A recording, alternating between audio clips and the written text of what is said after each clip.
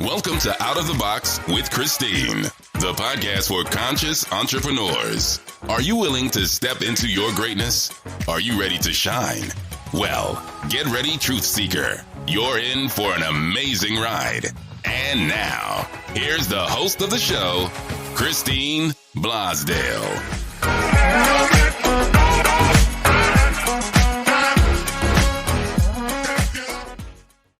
Welcome back to Out of the Box with Christine. I am your host, Christine Blosdale, and I am really excited about today's show. You are in for a treat.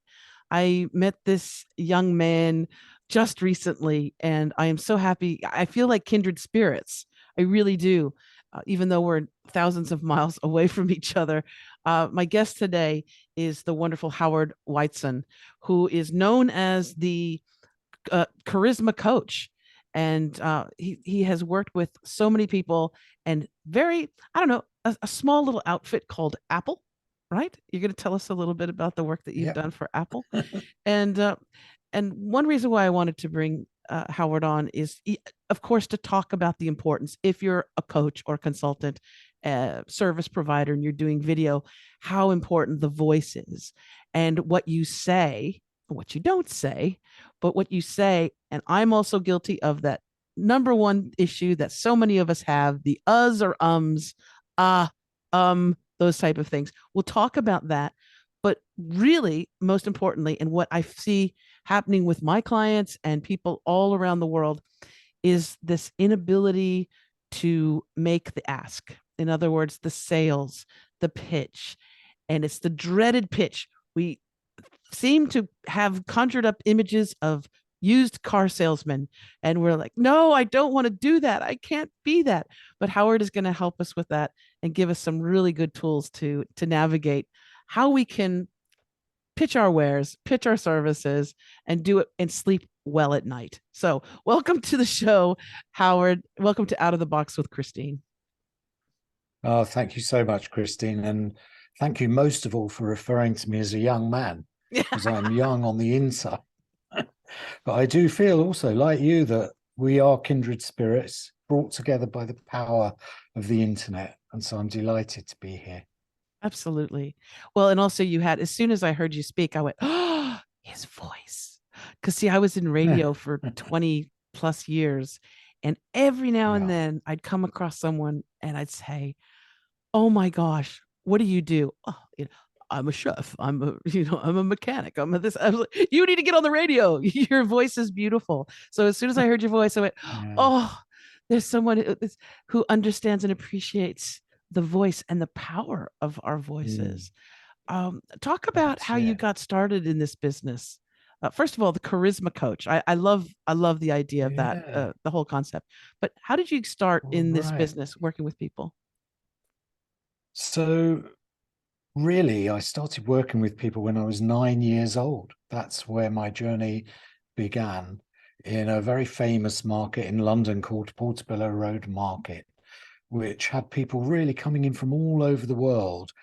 And my father had a stand there that sold antiquarian maps and prints. And he would go away at lunchtime and say, Howard, you can give no more than 10% discount. And so armed with that, I became a 9-year-old salesperson. And the interesting thing, Christine, is that wily dealers, it made no difference to them that I was 9 years old. They were pushing for the hardest possible bargain. And that's when I really learned the rules of the sales game. As a young child, I had a kind of velvety outside, but an inner nerves of steel. And then I went on to form Charisma Coaching. I became a semi-professional magician, then an actor, and I delivered Charisma Coaching around the world. And then about 5 years ago, I was called to bring that online. And the reason I'm so empathetic to anyone who struggles to sell or be charismatic online is because when I came online, despite all my decades of experience, I didn't know what to do either. It's very different when you're across the room from somebody, you're able to shake their hand or make them a cup of tea or perhaps refer to things they have in their office or their workspace and build rapport. But when you're talking into a cold, hard camera lens, it's very disconcerting for all of us, I think. And so I had to begin again. And the number one need that people have told me about is this whole challenge around negotiating and building solid relationships, and indeed the dirty S word, the sales word, which, let's face it, most of us are not trained to do. We're experts in our particular service or product or area, but the actual business of selling can be uncomfortable and made even more so by this cold medium of the lens. So that's really where I feel drawn, and I'm on a bit of a mission now, Christine, as you probably know, to make 1 million people charismatic online. So far I've made 3, but it's not bad. Not bad. Yeah. Well, maybe some of that will rub off on me as well. You don't need, need it, I think. Thank you. You know what is what comes to mind is our relationship with money and finances. A lot of us grew up in a household where the only arguments we heard were around the pocketbook or about the checkbook. How much did you spend? What did you do this? Around tax time, you hear the phrase, I've got to pay taxes. Oh, I've got to pay my taxes. And I've changed that. The last few years, I've turned that around to say, I get to pay taxes.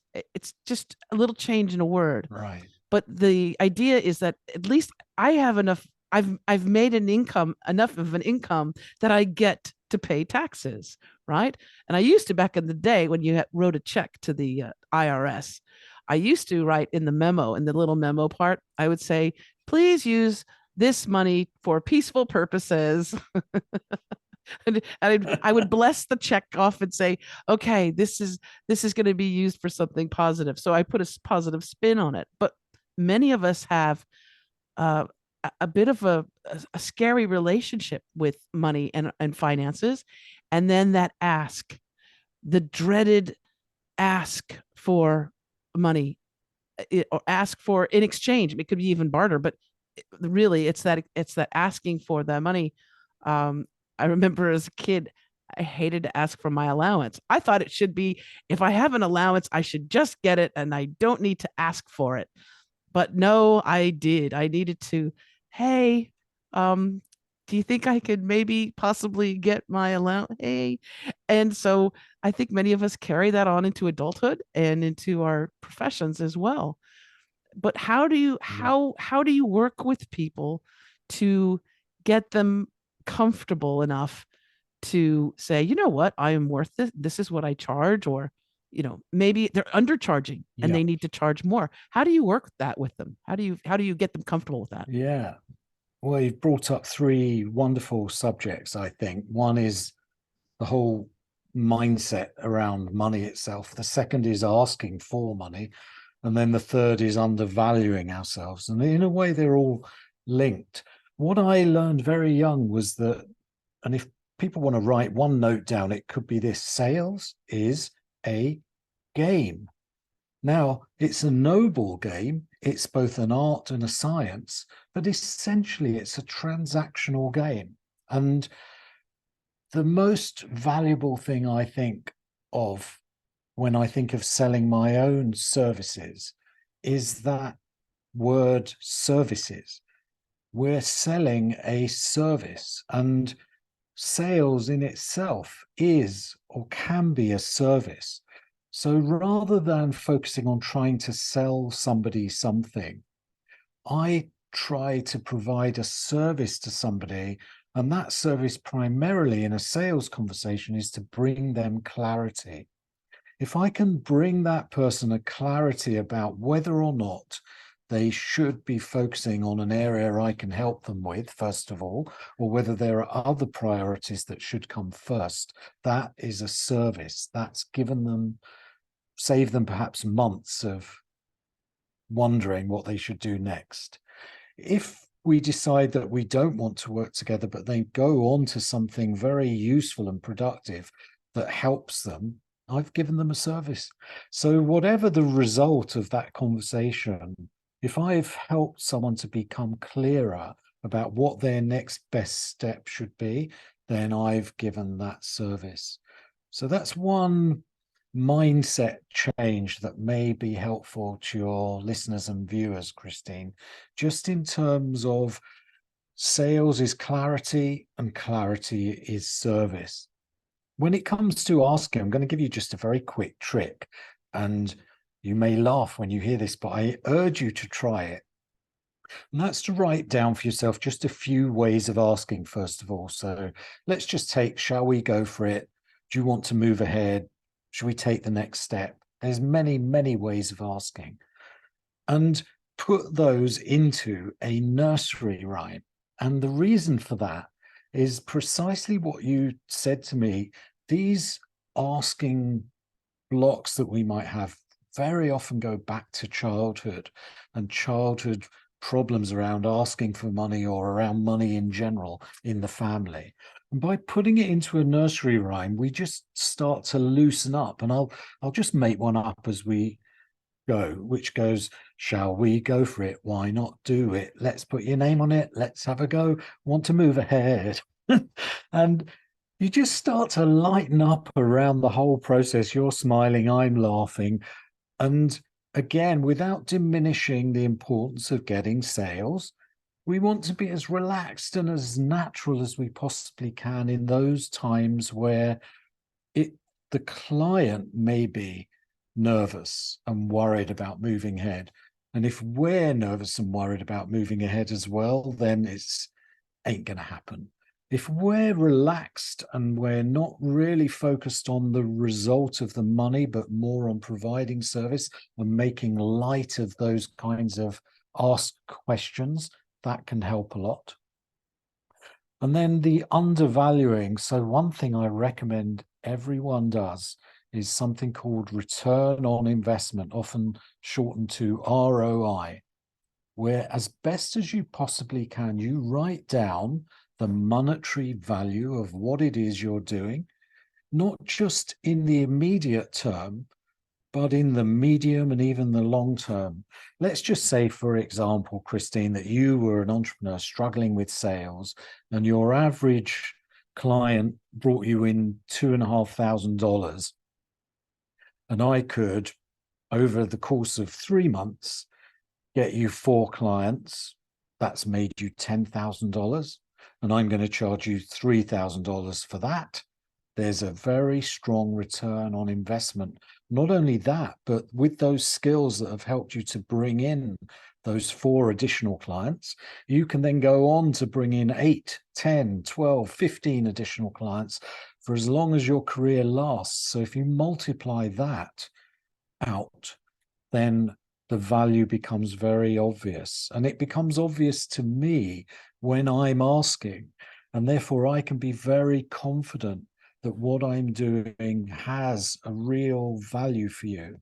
And it's not subject to the kind of what we might call imposter syndrome, where we feel we're asking for a lot of money for something that we're not really sure is going to help people. When it comes to the softer skills like relationships or healing, I would, as much as possible, try to put a cost on that in terms of what would it cost you if, as a result of the stress you feel, your relationship is threatened or pushed beyond boundaries that you want to go to? And what if you lost your partner? Could you put a price on that? And I would just simply ask your potential client, if you had to, I know it's an impossible question, what kind of price would you put on that, just in terms of medical bills or analysts' bills? And so as much as possible, we're trying to get intangible results to be as tangible as they can possibly be for the people that we're providing that service or product to. And that I have personally found tremendously helpful. The other thing is just to look around at your competitors And again, there's very different advice around this, but many people look at competitors and then they pitch themselves somewhere in the middle. I would say, look around at your competitors, examine what you do that makes you really, really special, and go to the top of that tree, because that's really uncontested territory in terms of your uniqueness, your charisma. And that's really what I'm interested in bringing out in people, is this moving beyond formulas and templates and scripts into what is really special, what's really outstanding in who you are, because you're outstanding, Christine. Everyone has elements of their personality that are truly wonderful, remarkable, unique. And so I've got a very strong belief that that often gets crushed out of us by various circumstances in life, but it can be reborn, it can be remade. You mentioned my voice, and Yes. this is not the voice I was born with. And it sounds funny perhaps to say that, but we assume, unless somebody tells us differently, that the voice we have is the voice we got dealt by God or whoever was dealing the cards at that point.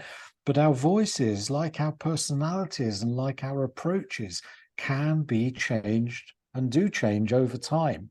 And so they can be improved and polished up. And for me, that's another whole way of going at the money question, is when we become much stronger and more charismatic and more confident of that uniqueness, many of those money issues tend to fade away.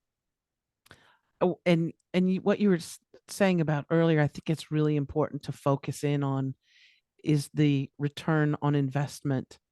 And I was just speaking with a client today about, because she's got just all these beautiful gifts. She's got a beautiful heart and she wants to do so much, but it's that self, that imposter syndrome, right? Who am I? I don't want the camera on me, this type thing. And what I always try and do is to say, but look at all of the people who could benefit from your service. And you're here to be of service, but look at all of those people who will not be able to know you exist or that you're here on this planet if you don't put yourself out there. People are not going to magically, walk by your house and go, oh, I know there's somebody here that has something that I need. Let me go and knock on the door. You do need to be out there, right? And I beg your pardon. I would go even further, and I would say, depending on your belief system, either God or our genetic makeup or our background has given us these gifts. I would say it's our duty. It's our duty to bring those. And if we neglect that duty, we've done a disservice. Just as sales is service, a lack of sales is a disservice, because all those people who could benefit from that gift are now wandering through the world somewhat less than they could otherwise be. And so absolutely. When times get hard, I will often remind myself of that. It's my duty to bring this charisma to the camera for as many people as I can, because so many people struggle, and there are solutions and they do work. And so there's a lot of hope in what we do when we offer people our gifts. And so I think we're bound to bring them. And I think you offer something you offer something much more than helping people tap into that charisma and using their voice and flipping the script on the ask and the sales aspect of it. I think you're also someone that can see the bigger picture, because so much of us, when we're a coach or a consultant or an entrepreneur, we don't see beyond the trees, right? We just see what's right in front of us. And with you, you're able to sort of step back and say, something that I see in you that is really needed by people, by a lot of people, is XYZ. You have this gift of blah blah blah blah, whatever that is. And I think that is so important, because as entrepreneurs, sometimes we don't see how magical we are. We don't see those gifts. We only see, well, I studied this in school and I'm accredited in this, and this is what I'm going to be, and this is what I'm going to do. And someone like yourself is able to just sort of look at the situation, look at the person, and go, you know what? Right. And so much of that Yeah. is part of our branding, because our branding is your product, your service. It's not so much a gizmo. It's you. It's you. Yeah. Yeah. Yeah. That's so important. I mean, it's lovely of you to say that, and I do have that gift of being able to go and look at people's overall business and find ways to really help them define that brand and define themselves within it. But funnily enough, just like the Michelin star chef who's got nothing in the fridge when you go to their apartment, I need help with my own branding. And so there's this wonderful phrase, you can't read the label when you're inside the jar. And so I think we're all in this position where coaching is tremendously helpful. I've had a number of wonderful coaches through my whole career, starting with my dad, who was 10%. That was his coaching, all the way through to very sophisticated coaches who really understand our struggles and our blindness and our inability to see our own value. And so this is a wonderful way that I believe we can all help one another to grow. It's a particular problem that we all have, I think, of how do we really put a value on what we do? How do we express it in a way that connects with the people we want to work with? How do we open doors, deepen professional relationships, and then ultimately close charismatically with those deals, those contracts? Yes. So I think all of that is I like together. your suggestion of turning it into sort of a nursery rhyme thing. I think that's fun. I think what I do, I've gotten to the point where I'll say, so do you want to go steady? Like it's like, Right. you Well, know, I love that, because that's a wonderful example of another technique which you can consciously use, which is in the moments of greatest tension, which is often when we first start speaking to people and when we attempt to ask them for their money or the business, we use some humor. And again, not everyone is comfortable with humor. Humor can be risky because you may say something the other person just doesn't get. But I've used humor a lot. A long, long time ago, I used to sell hot tubs, jacuzzis, and I've sold them all around America for a while with a big Californian company. And I used to be this strange English person in America. And I would often open my conversation with, "Can I get you into hot water?" And many people laughed at that. But some people, I'm not going to name any states of America, but some people looked at me and just said, "Where are you from?" So Oh, you humor can foreigner. be risky. Yeah, Right. exactly. But I think when we get to really play and realize that it is a game that people play, and it's a noble game, but one that we can relax into and we can enjoy that process, then I think it becomes much, much easier. When Yeah. we need the results, it's very difficult. When we say to ourselves, "I need this sale, I need this deal," it becomes almost a smell that other people can pick up on. A scent of It's the stinky desperation. sales. It's the stinky Yeah. sales energy. It's the And also, desperation. yeah. And Yeah. desperation will have anybody who, you could be a surgeon and somebody whose leg is hanging off, and if you have that desperation scent on you, they'll hop Yeah. along somewhere else. It's because Exactly. it's unfortunate. That's one of my issues that I have with LinkedIn, is that, with every other social media, it's a give and take, and people comment, and it's lovely. And Yeah. with LinkedIn, every single time when I say, okay, I'll accept you into my world, whatever, within 30 seconds there's a Yeah. very desperate pitch, immediately, without getting to Yeah. know me. It's a cold Yeah. sales pitch. Yeah. And I want Yeah. to tell them, don't do that. That's right. Well, I think it's really because people don't know how to have a good introduction. And this again goes back to this root of, how do I brand myself? How do I have a conversation with somebody that shows my uniqueness and my value before I actually ask for anything, to allow me to find out whether I can actually help this person at all. Do they need my services? So I think these are problems unique to the internet in some ways, or made worse, if you like, by the internet.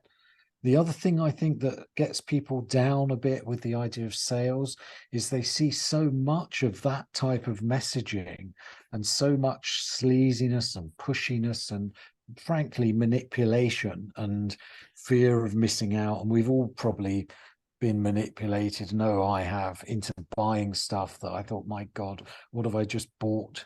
And so I think there's a danger that we associate ourselves, or we feel we need to associate ourselves with that type of energy. Whereas for me, learning so early that sales is a game, that being a game does not mean that it can't be authentic, that it can't be aligned with our real selves. It just means we understand the rules. And one of the first rules of sales is precisely what you say. Do you want to get to know me a little bit before you ask to date me, let alone marry me or whatever? So I think these are just rules of the game that once people understand, it becomes easier for them. The other opposite phenomenon, I don't know if you've noticed this, people either go straight for the sale, or they'll just say something very bland indeed, like, I hope you're having a good day. Well, I mean, not really, no, my platform's broken, my internet's rubbish, whatever. And besides which, what do you really care? This is someone who doesn't even know me. So I think coming up with a good, what you would call perhaps an elevator pitch, or a good introduction, a good way of framing who you are, so people think, wow, this is somebody who stands out from that noise. That's in itself something that people often need help with. And I think standing out, without mimicking, because sometimes people can look at other people that are successful entrepreneurs or coaches, and they say, well, if I got to be like that, I need to be like this person. And what you find is that the ones that are really amazingly successful and happy in their business are people that they're not like another person. They're uniquely themselves. And it's almost like that unicorn, it's that person that stands out, and you're like, you're so different, yet there's something about you that I resonate with, that I dream of becoming. I'd just like to be next to you, so that some of that can rub off on me, that type of feeling. And I think that's something that's important, that you don't need to copy or mimic someone else. It is great to study the masters. If you're a musician, if you're an artist, it's wonderful to study the masters. And I think to get some inspiration, that helps. But to try and be another, Tony Robbins or Deepak Chopra, or whomever it is, I think that we're going along that route, and we'll be disappointed if we think that we're going to, try and emulate and be exactly like those people. Yeah. Yes. I mean, that's what I somewhat jokingly referred to as the bland leading the bland. I don't mean to imply that those people are bland, But there's a tendency, and I've suffered from it myself, to reach for scripts and templates and formulas because precisely we're lost in this strange online world and we don't know how to express our value necessarily. We reach for these imitations, these models.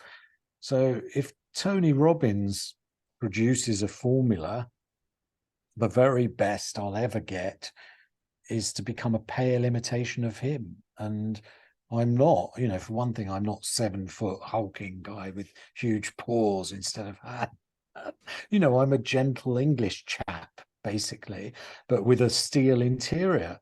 You are very different from me, and yet each of us has a wonderful aspect of charisma. And often I'll talk to people one-to-one who are perfectly friendly and cuddly and lovely, but as soon as it comes to selling or any kind of marketing of their work, freeze into a imitation of somebody else. And so I think a lot of my work certainly is helping people to give themselves the permission to be themselves.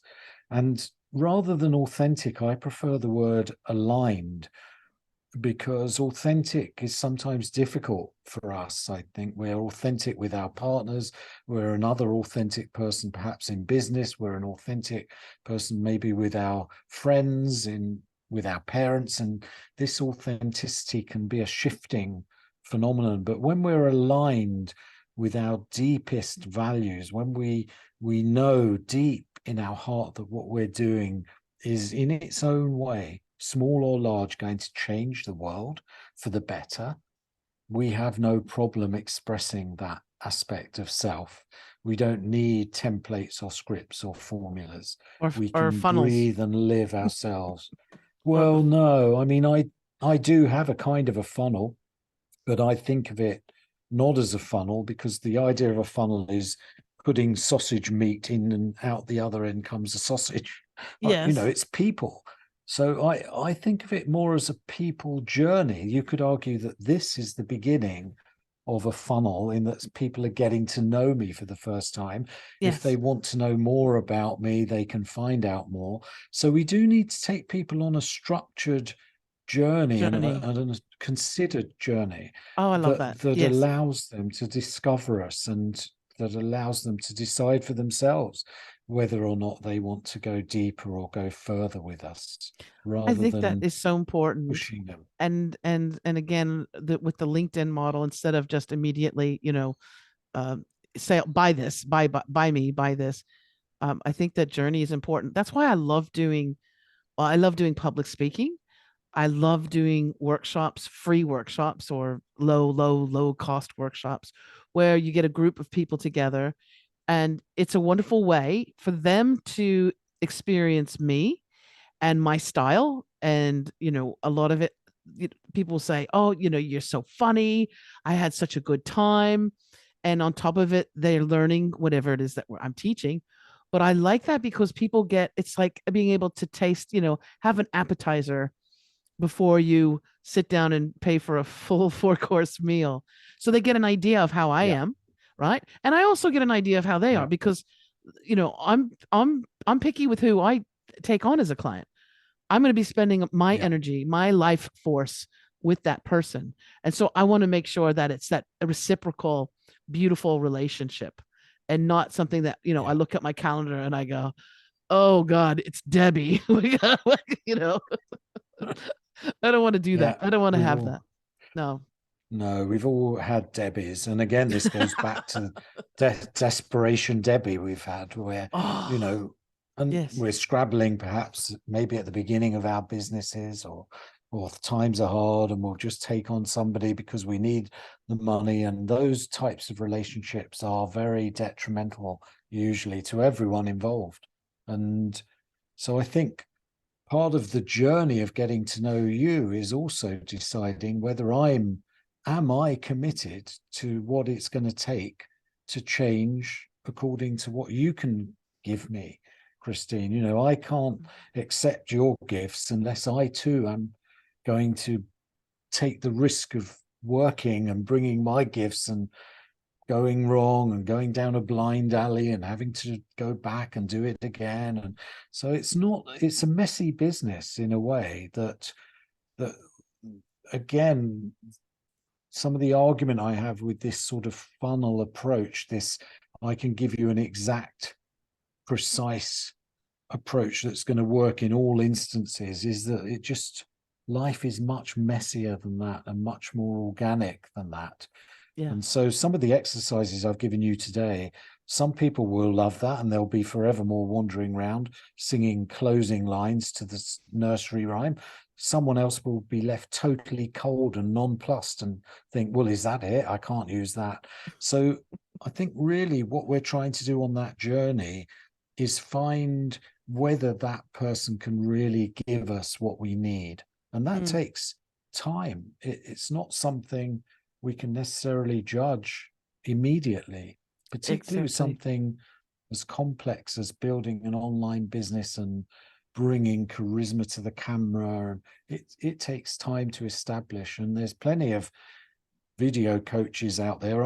When people can't work with me and they say, Howard, I don't like your style, first of all, I'm pleased because I have a style that they don't like. And secondly, I know plenty of coaches, they're friends of mine, who I will refer that person to, because it's much more important that that person moves forward than necessarily works only with me or only with you. So I think these competitive elements that are so much promoted in society are often detrimental to our well-being. And I think it's a thing of it's becoming a thing of the past as well, because I know myself, like I'll have a client who desperately needs something that I either can't provide or don't want to provide. So can I build a website? Yes, I built my own website. Do I want to build websites for people? No. I know that there are people that they love building websites. They eat, breathe, sleep, website. And I would much rather take that client of mine and send them to someone who's an expert with a website, let's say, or whatever service, knowing that they're going to get what they need. And then that just builds trust with them, with me, for them, with me, because they know that I'm not just trying to get a sale. I'm just not trying to keep them here. So I do a lot of referrals out. I do for so many different people and so many different services, because I know what I'm good at. I know what I'm good at and I'm solid at. And then there are other times where I do need to send people to someone else and just say, when you're done with that, when you have your website, come back. Yeah. When you put it down. And even further, I would say I know what I'm good at, but there's other people who are just as good as me, but in a different way. Yes. And so style also comes into it, and approach. When I say the word charisma, sometimes people think, well, does that mean, Howard, I have to be loud and razzmatazz, jazz hands? No, for me, charisma is a gentle, quiet, listening path, a path that's full of integrity and responsiveness and has about it that alignment that I spoke about, where we can really inspire and lead and motivate through the strength of our expertise and the passion that we bring that nobody else can bring to our particular subject. So for me, those things, if people are left nonplussed by that, there's no point us working together. Better to go for a template or a formula person or somebody who does it in a different way. Jazz hands. Yeah, or a jazz hand person. You're the first person that's ever been on my show that's used the words jazz hands. Jazz hands. Good. I love I'm glad I've made a first. Well, and this gets to something that I wanted to cover and talk about. And I know the power of our voice and how we speak, because I've 20 years in broadcast radio where nobody can see you. There's no camera on you, and all they can do is hear you and feel your intention. And when you take those pauses, those beautiful dramatic pauses, always when I would take a pause when I was on air, the general manager or the program director would run by the window and say, "Are we off the air?" You know, and I said, "No, somebody just said something very moving and I needed to take a pause." We don't have to fill, we don't have to fill everything with words.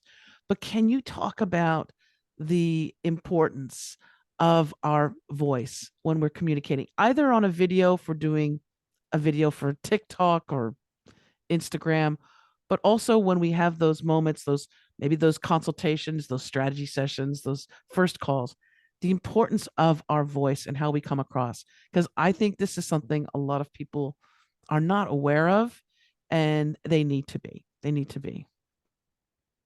Yeah, I mean, it's for me more critical than green screens, lighting, camera angles, and looking good is sounding at our best.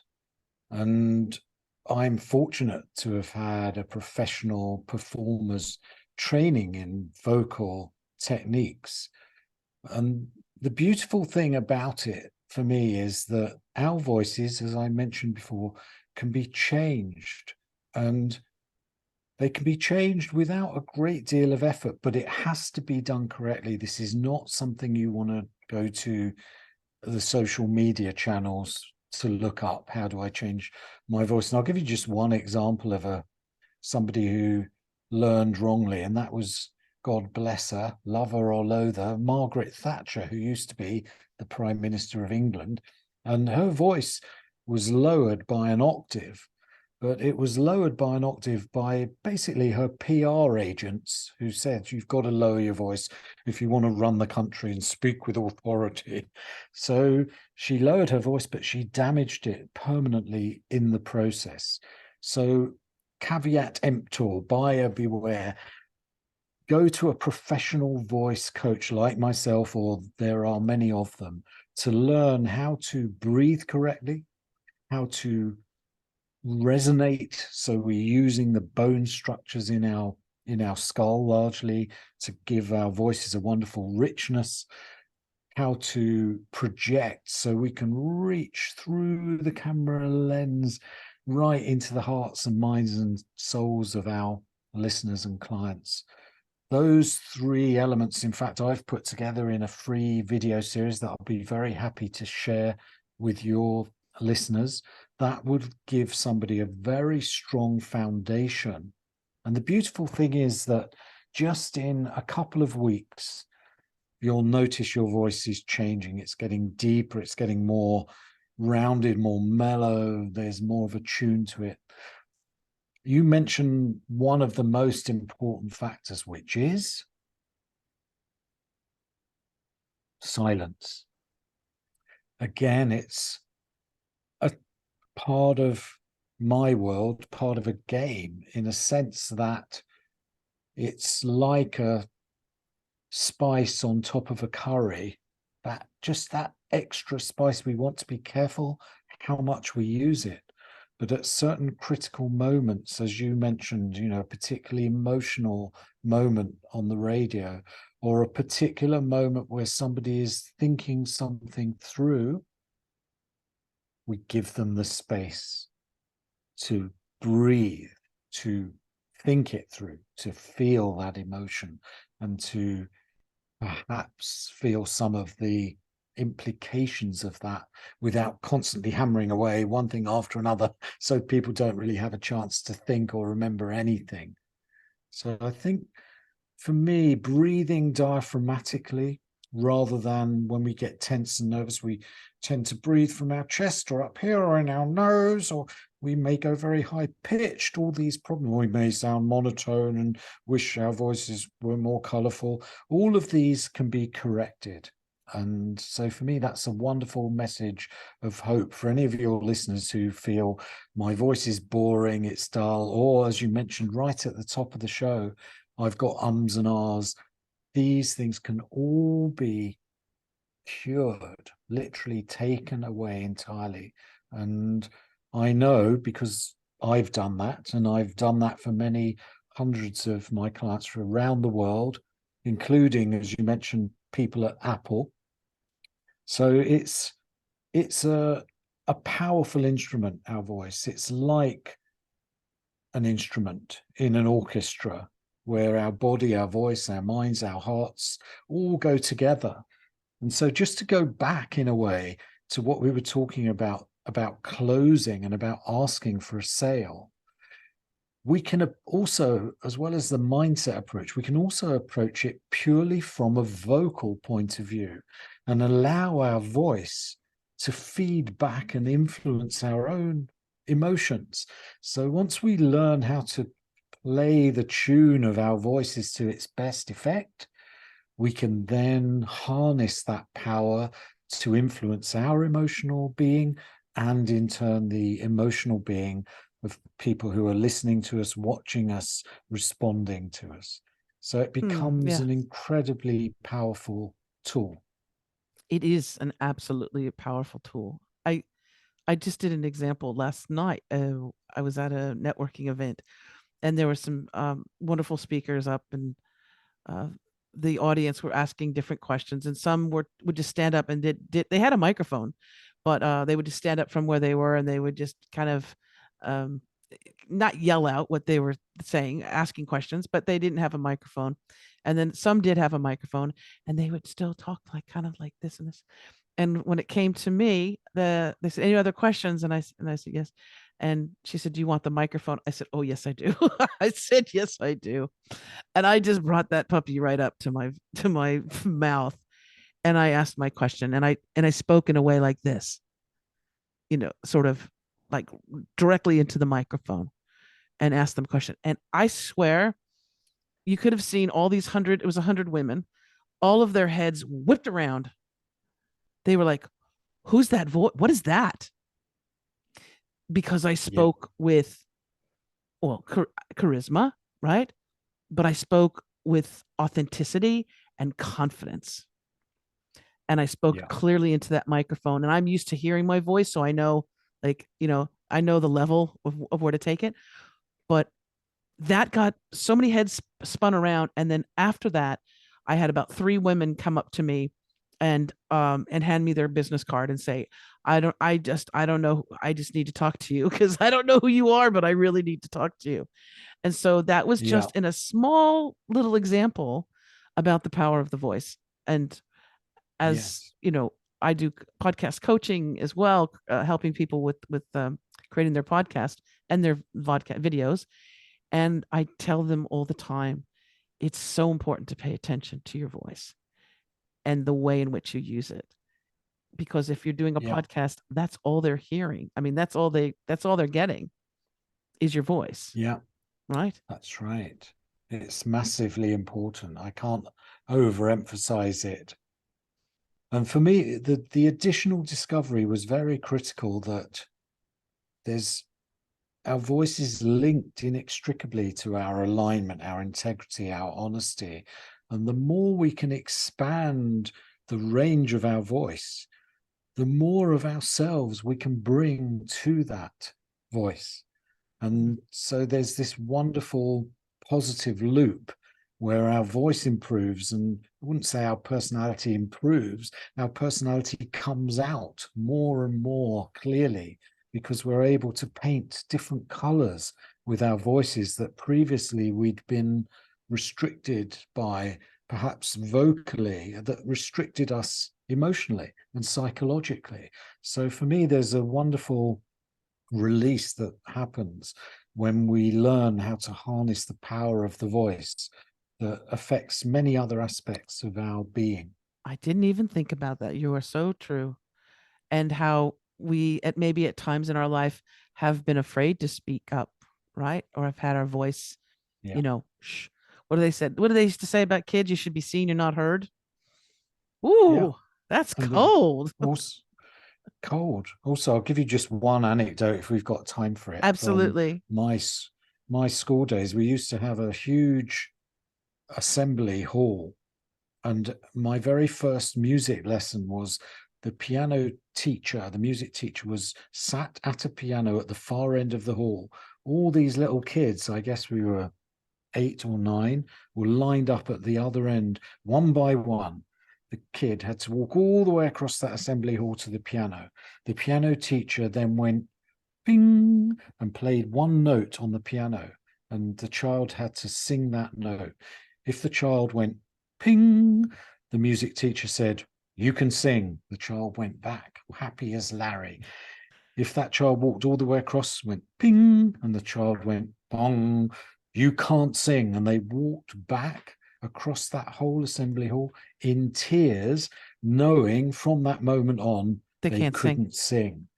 Yeah. And so I think we get a lot of our songs, our inner songs, crushed out of us by various people who are not meaning to crush us necessarily. They want to teach us, they want to help us, but they give us messages that sometimes can really hold us back. And then we end up holding ourselves back by saying, "I can't sing. I've got a boring voice. I don't do this. I can't do that." And so the release of the voice really is a deep matter again that goes, I'm not a therapist, but it goes all the way back often to childhood experiences where for some reason or another we weren't able to speak our truth in the way that we needed to, and then it can become a struggle to do so again. And then especially you pair that with asking for the sale, and you're playing with all kinds You're of in stuff. trouble. You're in trouble. Oh my gosh, Howard, I could talk to you for hours and hours and hours. And I know that our listeners and our viewers that are on YouTube would love to get in touch with you, or to at least find out more about you. And I understand that there's some great little things that they can get if they go to this website. What is it? Why don't you give it to us? Yeah, sales system. So sales with an S and then system123.com. And that's really, if you have trouble with what some of the things we've been talking about with creating professional relationships, with opening doors, with closing, selling online, it's a free 3-part video series that unlocks many of these powerful aspects of the voice. And they're very practical, they're quick, they're simple, and I love them because they have a profound effect on the self at a deeper level than just the voice. And so I invite your listeners to check that out. And then really, for me, if they want to then go deeper, there's ways they can reach out with me right there once they've gone through those. And I'm just delighted to talk to anyone who wants to bring their charismatic energy into their closing, their sales, and their on-camera life. Beautiful. Oh, I'm going to be referring a lot of people to you. No worries there. So I'll put the link in the show notes so people can just click on that. It's salessystem123.com. I'll put that in the show notes. They can come visit it and reach out to Howard. He's lovely. Have a conversation with him, because you also might, for me, I'm going to have a conversation with him, a much deeper conversation with him when it comes to my business. For me, not so much with my voice, but with my branding aspect of my branding. And so that I want to make sure that I'm clearly communicating what it is that I want to do for people with the outside world. And Howard is going to be that person for me that's going to help me. Help me. Oh, bless you. So thank you so much, Well, Howard. I just really appreciate it. We'll make sure, again, we'll put the link in the show notes. People can find out more at salessystem123.com. And Howard, again, thank you so much. You're welcome back on the show anytime. It's been my pleasure having you on the program. And I want to do some joint work with you as well. We're going to be doing stuff together. I know, I can feel it in my bones. I want to thank you. Thank you. Thank you also, wonderful listeners and viewers. You can get this podcast. You can subscribe to it on Apple, Spotify, Pandora, you name it. Any of the major podcast platforms, you can subscribe to it. But also you can view the podcast, call it a vodcast. You can view the podcast on YouTube, and you can subscribe to the channel there if you wish. Or if you resonate with this, or if you want to share this video on your social media, please do so. There's someone one of your friends or family members, somebody is going to say, thank you for sharing that video with Howard, because I got a lot out of it. And now I feel excited about sales. I feel excited about asking for money for my services. Return on investment, baby. So please do share this. And if you want more information about the podcast, of course, go to outoftheboxwithchristine.com. And if you want more information about me, you can go to christineblosdale.com. All of those links will be in the show notes. And just want to thank you so much. And also, I want to remind you to always think outside of that damn box. Bye for now.